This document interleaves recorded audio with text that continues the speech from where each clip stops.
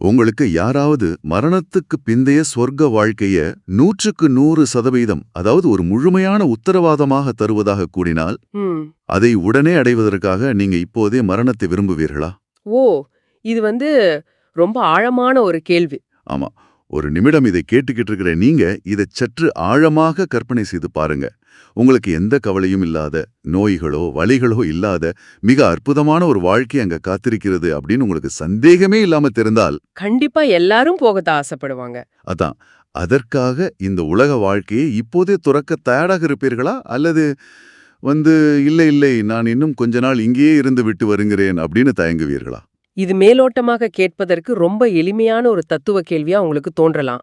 ஆனா மனித உளவியலோட மிக இருண்ட ஒரு ஆழமான முரண்பாட்டை தொடும் கேள்வி அது. உண்மைதான். ஆமா. ஆனா அதை அடைவதற்கான ஒரே வழி மரணம் அப்படிங்கிறப்போ, அந்த மரணத்தை நாம் எப்படி எதிர்கொள்கிறோம் அப்படிங்கிறது தான் நமது உண்மையான நம்பிக்கையோட அளவுகோலா இருக்கு. கரெக்ட். இந்த கேள்வியோட தான் இன்றைய நமது ஆழமான அலசலை நாம தொடங்க போறோம். இன்னைக்கு நாம ரொம்ப வித்தியாசமான, அதே சமயம் மனித மனதோட அடுக்குகளை உரித்து காட்டும் ஒரு மூல ஆதாரத்தை எடுத்துக்கிட்டு இருக்கோம். ரொம்பவே சுவாரஸ்யமான ஒண்ணு இது. ஆமா, இது ஒரு பழங்கால அரபு மொழி பிரதியோட புகைப்படம். குறிப்பாக சொல்லப்போனா இஸ்லாமியர்களின் புனித நூலான குரானின் 2வது அத்தியாயம், அதாவது அல் பகாராவோட ஒரு குறிப்பிட்ட பகுதியாகும். 16வது பக்கத்துல இருக்கிற வரிகள். இதை கேட்கும் உங்களுக்கு ஒரு விஷயத்தை நான் தெளிவுபடுத்திக்க விரும்புறேன். இந்த உரை மத நம்பிக்கைகள் தொடர்பான மிகவும் ஆழமான கருப்பொருள்களை கொண்டுள்ளது அப்படிங்கிறது எங்களுக்கு தெரியும். கண்டிப்பா. ஆனா நமது இன்றைய நோக்கம் எந்த ஒரு குறிப்பிட்ட இறையியல் நிலைப்பாட்டிற்கும் ஆதரவாகவோ அல்லது எதிராகவோ வாதிவது கிடையாது. எக்ஸாக்ட்லி. நாம் ஒரு ஃபொரென்சிக் சைக்காலஜிஸ்ட், அதாவது ஒரு தடயவியல் உளவியலாளர் போல செயல்பட போகிறோம். ஆமா, அதாவது நமது நவீன கால விருப்பு வெறுப்புகளை ஒதுக்கி வச்சுட்டு பல நூற்றாண்டுகளுக்கு முந்தைய இந்த மூலப்பிரதியில் புதைந்துள்ள மனித உளவியல் தற்காப்பு வழிமுறைகளையும் தர்க்க ரீதியான வாதங்களையும் மட்டுமே நாம நடுநிலையோடு பகுப்பாய்வு செய்ய போறோம். அந்த அணுகுமுறைதான் இந்த உரையை கையாள்வதற்கான மிக சரியான வழி. எந்த ஒரு பழங்கால வரலாற்று பிரதியையும் படிக்கும்போது அது வெறும் பழைய நம்பிக்கைகளின் தொகுப்பு அப்படின்னு நாம கடந்து சென்று விட முடியாது. ஏன்னா அந்த வரிகளுக்குள் மனிதன் தன்னிடம்தானே சொல்லிக் கொள்ளும் பொய்கள் எப்படி அம்பலப்படுத்தப்படுகிறது அப்படிங்கறதா உண்மையான அறிவுபூர்வமான தேடல். சரி, நாம நேரடியாக விஷயத்திற்கு வருவோம். நான் ஆரம்பத்துல கேட்ட அந்த மரணம் தொடர்பான கேள்வியோடு தான் இந்த உரை ஒரு மாபெரும் சவாலை விடுகிறது. ஆமா, ஒரு நேரடியான சவால். மறுமை வாழ்க்கை தங்களுக்கு மட்டுமே சொந்தம், சொர்க்கம் தங்களுக்கு மட்டுமே அப்படின்னு உரிமை கொண்டாடும் ஒரு குறிப்பிட்ட கூட்டத்தாரை பார்த்து, நீங்கள் சொல்வது உண்மையானால் நீங்கள் மரணத்தை விரும்புங்கள் அப்படின்னு இந்த உரை சவால் விடுகிறது. இத வாசிக்கும்போது எனக்கு ஒரு போக்கர், அதாவது இந்த சீட்டாட்ட விளையாடு தான் ஞாபகம் வந்தது. ஓ, அந்த பிளஃப் பண்றது கரெக்டா? அதேதான். ஒருத்தர் தன்னிடம்தான் வெற்றி பெறுவதற்கான சீட்டுகள் உறுதியாக இருப்பதாக சொல்லி மேஜையில் உள்ள அனைத்தையும் பந்தயமாக வைத்து பிளஃப் செய்கிறார். ஆனா எதிராளி சரி உன் சீட்டை காட்டு அப்படின்னு சவால் விடும்போது அவர் சீட்டை காட்ட மறுத்து தயங்குகிறார். ரொம்ப அருமையான ஒப்புமை இது. உங்களுக்கு நிஜமாகவே சொர்க்கம் உறுதி அப்படின்னா பரிசை வாங்குவதற்காக உங்கள் சீட்டை காட்ட ஏன் தயங்க வேண்டும்? அந்த போக்கர் ஒப்புமை இந்த இடத்திற்கு மிக கச்சிதமாக பொருந்துகிறது. இங்கே உரை மிக கூர்மையான ஒரு தர்க்கத்தை முன்வைக்கிறது. சொர்க்கம் உங்களுக்கு மட்டும்தான் சொந்தம் என்றால் ஏன் இன்னும் இந்த பூமியிலேயே உழன்று கொண்டிருக்கிறீர்கள்? சீக்கிரம் வந்துவிடலாமே அப்படின்னு கேட்பதன் மூலம் அவர்களின் உள்ளிடற்ற நம்பிக்கையை தோலுரிக்கிறது. ஆனா ஒரு நிமிஷம் சிந்தித்து பாருங்க, அவங்க ஏன் தயங்குறாங்க? அதற்கான உளவியல் காரணத்தையும் இந்த உரையே பதிவு செய்யுது. அவங்க ஒருபோதும் மரணத்தை விரும்ப மாட்டார்கள். ஏன்னா அவர்கள் தங்கள் கைகளால் செய்த முந்தைய செயல்களின் காரணமாக அவர்கள் அஞ்சுகிறார்கள் அப்படின்னு அந்த உரை அறுதிட்டு கூறுகிறது. ஒரு நிமிடம், எனக்கு இங்க ஒரு சந்தேகம் வருது. தங்களின் சொந்த செயல்களால தான் தங்களுக்கு தண்டனை கிடைக்கும் அப்படின்னு அவங்களோட ஆழ் மனதிற்கு தெரிந்திருந்தால் பிறகு எதற்காக வெளியே சொர்க்கம் எங்களுக்கு தான் என்று அவர்கள் முழங்க வேண்டும்? இது ஒரு முட்டாள்தனமான தற்காப்பு போல தெரிகிறதே. அது முட்டாள்தனம் கிடையாது. அதுதான் மனித மனத்தின் மிகச் சிக்கலான சுய ஏமாற்று வேலை, அதாவது செல்ஃப் டிசெப்ஷன். வெளியே அவங்க என்னதான் சத்தமாக உரிமை கொண்டாடினாலும் தனியாக இருக்கும்போது அவங்களோட மனசாட்சி அவங்கள சும்மா விடாது. ஓ, உள்ளுக்குள்ள அவங்களுக்கு உண்மை தெரியும்னு சொல்றீங்களா? கண்டிப்பா. தாங்கள் செய்த தவறுகள், ஏமாற்று வேலைகள், அநீதிகள் எல்லாமே அவர்களின் ஆழ்மனதில் பதிவாகியிருக்கும். அந்த தீய செயல்களுக்கான கணக்கை என்றாவது ஒரு நாள் ஒப்புவித்தாக வேண்டும் அப்படிங்கிற குற்ற உணர்ச்சியே அவங்கள மரணத்தை கண்டு அதிர வைக்கிறது. புரியுது.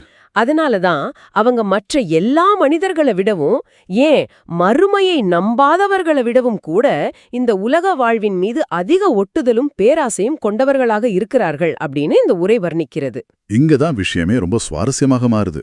மரணத்தை கண்டு அஞ்சும் இந்த மனிதர்கள் இந்த உலகத்தில் எவ்வளவு காலம் வாழ ஆசைப்படுகிறார்கள் அப்படின்னு உரை குறிப்பிடும் அந்த இடம் என்னை மிகவும் சிந்திக்க வைத்தது.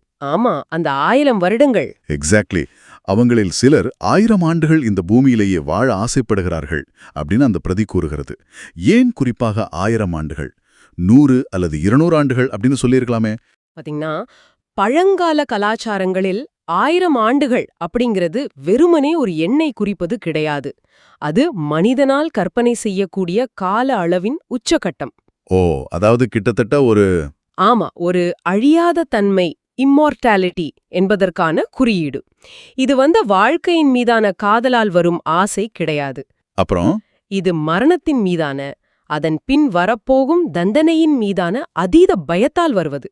இதை உளவியலில் தாமதப்படுத்தும் தந்திரம், அதாவது டிலே டாக்டிக் அப்படின்னு சொல்வார்கள். ஓ, டிலே டாக்டிக். ஆமா, ஒரு தவிர்க்க முடியாத தண்டனையிலிருந்து தப்பிப்பதற்காக காலத்தை எவ்வளவு முடியுமா அவ்வளவு நீட்டிக்க நினைக்கும் ஒரு பரிதாபகரமான ஒரு மனநிலை இது. ஆனா ஒருவேளை அவங்களுக்கு அந்த 1000 வருட ஆயுள் கிடைத்து விட்டால் அவங்க தப்பித்து விடுவார்களா?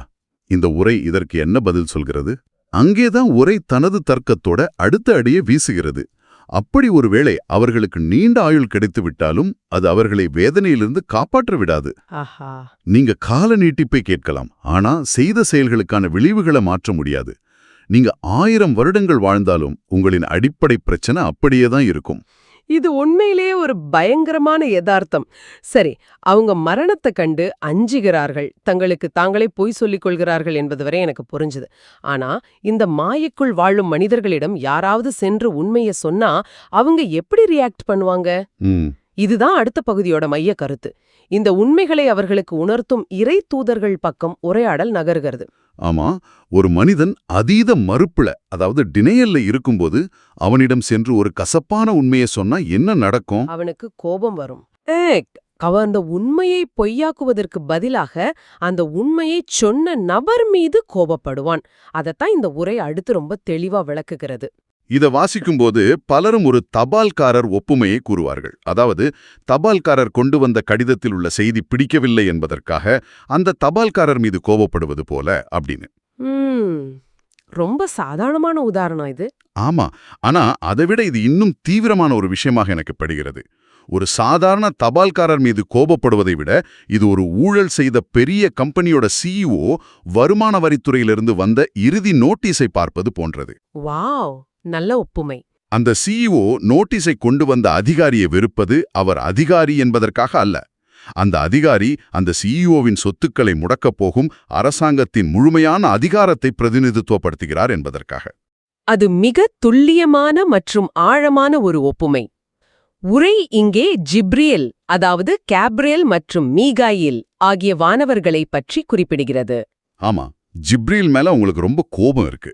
அவங்க ஏன் ஜிப்ரீல் மீது குறிப்பாக கோபப்படுகிறார்கள் என்பதை புரிந்து கொள்ள அந்த பெயர்களின் பின்னணியில் உள்ள வரலாற்றுப் பொருளை நாம் கவனிக்க வேண்டும். என்ன அது? அந்த காலகட்டத்தில் ஜிப்ரீல் என்பவர் இறைவனின் சட்டங்களையும் எச்சரிக்கைகளையும் கடினமான உண்மைகளையும் தூதர்களுக்கு கொண்டு வரும் வானவராக அறியப்பட்டார். ஓ, அப்ப மீகாயில்? மறுபுறம் மீகாயில் என்பவர் மழை, விவசாயம் மற்றும் வளங்களை கொண்டு வருபவராக கருதப்பட்டார். ஓஹோ, அப்படியானால் மனித இயல்பு தங்களுக்கு வசதியான வளங்களை கொடுப்பவர்களை நேசிக்கிறது, ஆனா சட்டங்களையும் தங்களின் தவறுகளை சுட்டிக்காட்டும் பொறுப்புகளையும் கொண்டு வருபவர்களைக் கண்டு எரிச்சலடைகிறது. அப்படிதானே? சரியா சொன்னீங்க. ஜிப்ரைல் என்பவர் இறைவனின் அனுமதியோடுதான் இந்த செய்தியை இதயத்தில் இறக்கினார் என்றும், அதுவும் அவர்கள் ஏற்கனவே நம்பும் முந்தைய வேதங்களை உறுதிப்படுத்தும் விதமாகவே வந்திருக்கிறது என்றும் உரை ஆணித்தரமாக கூறுகிறது. ஆனா அவர்கள் ஜிப்ரைலை எதிரியாக பார்க்கிறார்கள். இங்கேதான் உரை அதிகாரப்பூர்வமான சங்கிலித் தொடரை, செயின் ஆஃப் அத்தாரிட்டி, மிக தெளிவாக நிறுவுகிறது. அதிகாரப்பூர்வமான சங்கிலித் தொடர், இது எப்படி செயல்படுகிறது என்பதை கொஞ்சம் விளக்க முடியுமா? அதாவது இந்த செய்தி எங்கிருந்து வந்தது என்பதை உரை ஆவணப்படுத்துகிறது. இது இறைவனிடமிருந்து புறப்பட்டு ஜிப்ரீல் மூலமாக வந்து தூதரின் இதயத்தை சென்றடைந்தது. ஓ, ஒரு ஹைரார்கி மாதிரி. ஆமா. எனவே யார் இறைவனுக்கும் அவனது வானவர்களுக்கும் தூதர்களுக்கும் குறிப்பாக ஜிப்ரேல் மற்றும் மீகாயலுக்கும் எதிரியாக இருக்கிறார்களோ அவர்களுக்கு இறைவன் எதிரியாக இருக்கிறான் அப்படின்னு உரை எச்சரிக்கிறது. உங்கள் வருமான வரித்துறை ஒப்புமைக்கு திரும்பினால் அந்த அதிகாரியை தாக்குவது என்பது அடிப்படையில் அவரை அனுப்பிய ஒட்டுமொத்த அரசாங்கத்தையே எதிர்ப்பதற்கு சமம் அல்லவா? கண்டிப்பா.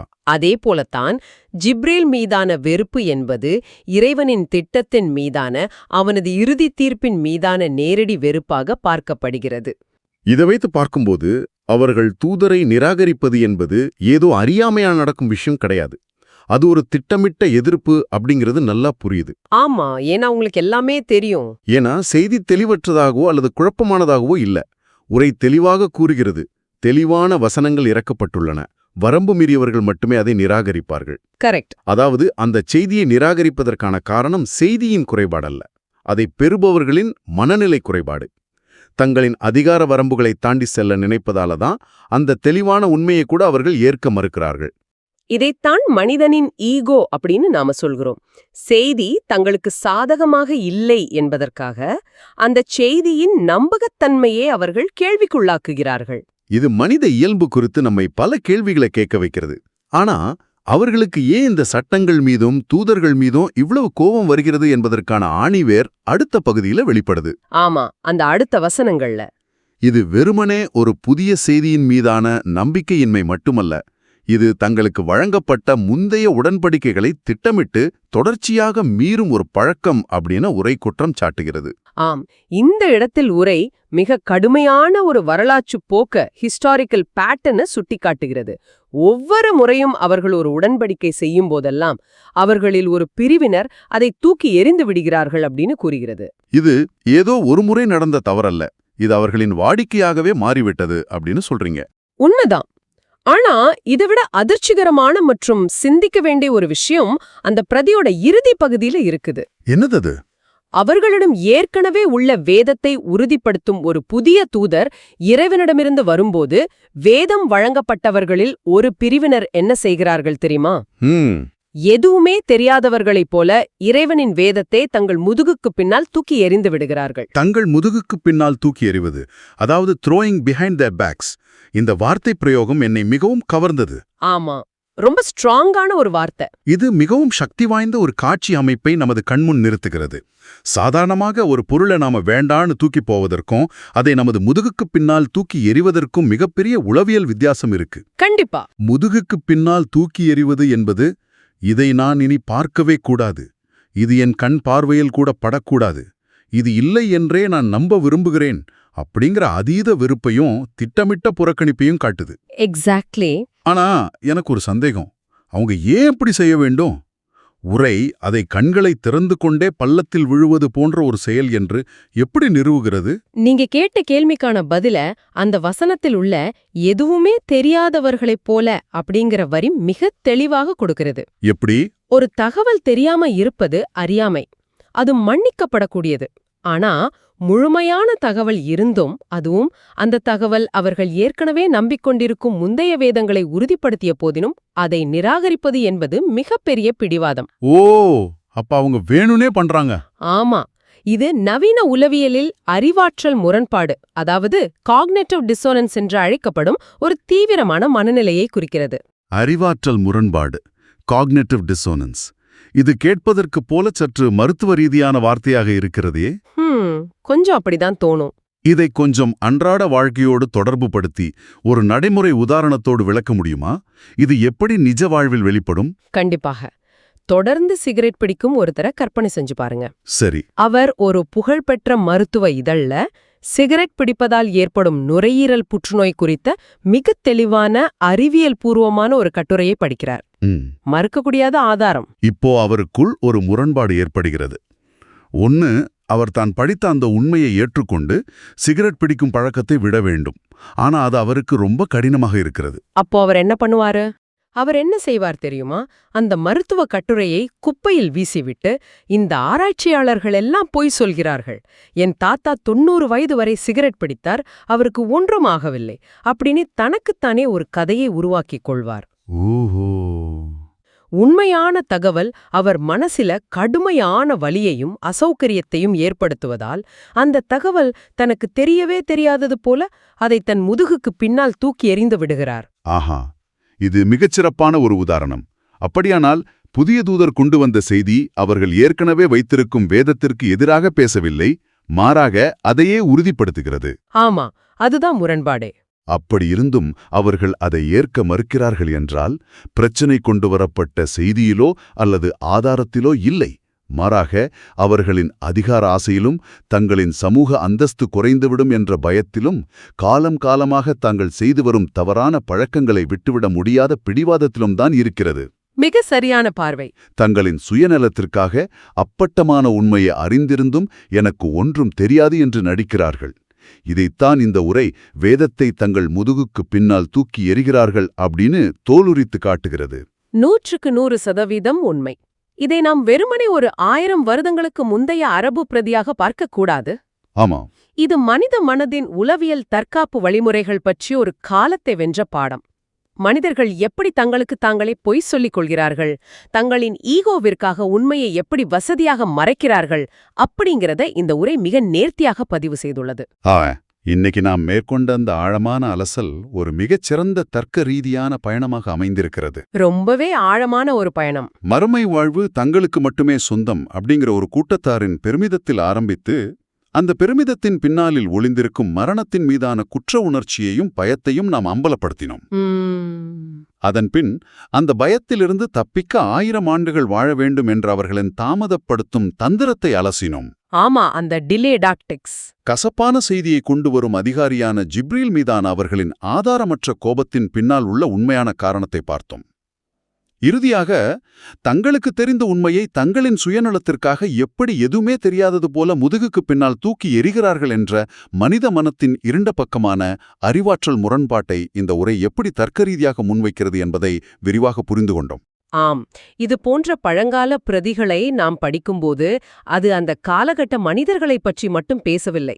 அது எல்லா காலத்திலும் உள்ள மனித மனதின் பொதுவான இயல்பையே, நமது சொந்த பிம்பத்தை நமக்கு கண்ணாடியாகவே செயல்படுகிறது. இதைவிட சிறப்பாக இந்த அலசலை நிறைவு செய்ய முடியாது. இந்த ஆழமான அலசலின் முடிவிற்கு நாம் வருவதற்கு முன் இதை கேட்டுக்கொண்டிருக்கும் உங்களுக்கு ஒரு தனிப்பட்ட சிந்தனையை கொடுக்க நான் விரும்புகிறேன். கண்டிப்பா. இந்த உரை உண்மை தெரிந்தும் அதை தங்கள் முதுகுக்கு பின்னால் தூக்கி எறிப்பவர்களை பற்றி கூறுகிறது அப்படின்னு பார்த்தோம். இதை அப்படியே உங்கள் சொந்த வாழ்க்கையோடு பொருத்தி பாருங்கள். மத நம்பிக்கையினை தாண்டி நமது அன்றாட வாழ்வில் நாம் இதை சிந்தித்து பார்க்க வேண்டும். நமக்கு வசதியாக இல்லை என்பதற்காக அல்லது நமது நீண்டகால நம்பிக்கைக்கு முரணாக இருக்கிறது என்பதற்காக எத்தனை முறை அறிவியல் உண்மைகளையோ சரியான தரவுகளையோ அல்லது நம்முடைய நெருக்கமானவர்கள் சுட்டிக்காட்டும் நமது சொந்த தவறுகளையோ நாமும் எதுவுமே தெரியாதது போல நமது முதுகுக்கு பின்னால் தூக்கி எறிந்திருக்கிறோம். ரொம்ப ஆழமான கேள்வி இது. நாம் நம்பும் அந்த 100% உத்தரவாதமான சொர்க்கம் அல்லது வெற்றி என்பது ஒருவேளை நாமே தற்காப்பிற்காக உருவாக்கிக் கொண்ட ஒரு பிளஃபாக இருந்தால் என்ன செய்வது? உங்களின் எந்த உண்மைகளை நீங்கள் உங்கள் முதுகுக்கு பின்னால் ஒளித்து வைத்திருக்கிறீர்கள்? சற்று ஆழமாக யோசித்து பாருங்கள். இந்த தெளிவான மற்றும் சற்றே சங்கடமான சிந்தனையோடு கேட்பாளர்களை விட்டுச் செல்வதுதான் ஒரு உண்மையான தேடலுக்கு அழகாக இருக்கும். மீண்டும் அடுத்த ஒரு ஆழமான அலசலில் சந்திப்போம். அதுவரை உண்மைகளை முதுகுக்கு பின்னால் எறியாமல் அதை நேருக்கு நேர் சந்திக்க பழகுவோம்.